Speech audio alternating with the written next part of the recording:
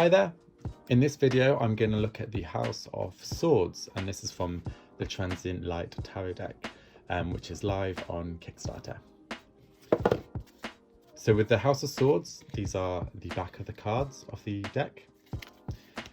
And the House of Swords is about the mind. So we've moved from the spirit to the mind. So this is about our decision making, about justice, about mental clarity, about our thoughts, and also our actions. So starting with the Ace of Swords, throughout these cards I'm using the symbol of a butterfly, which is about transformation and renewal. So it's this idea of the mind constantly transforming and renewing in order to grow and be sharper. The Two of Swords, we have these two choices laid in front of us, and the half light, having to tap into our intuition to make a tricky decision when we cannot see the outcomes clearly.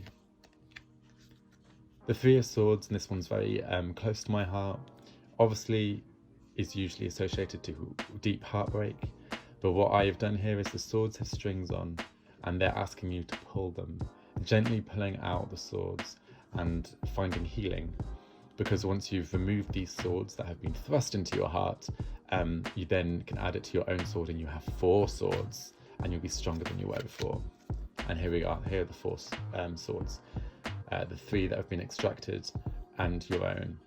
But of course, also traditionally, this is about taking one sword and meditating on it and sleeping upon it, and letting others rest. The Five of Swords.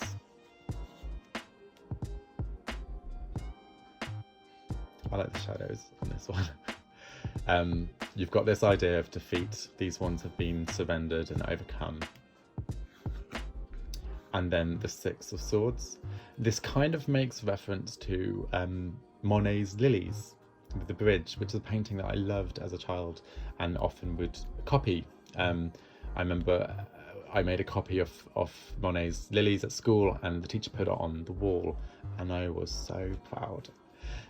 So here we've got this bridge of moving on, passing over, transformation. It is this idea of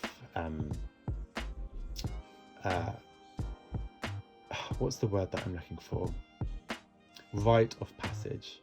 This rite of passage from one side to the other, moving on, growing and transforming.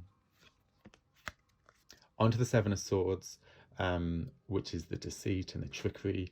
And here you've got this chessboard, so you've got this idea of a mental battle, and the odds are uneven.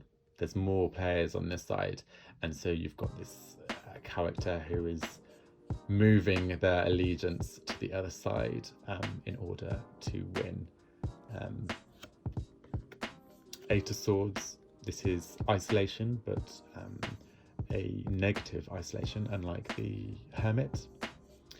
And so yeah, I've got this idea of this spark being held back and kept in by these swords, with hope waiting outside of that prison.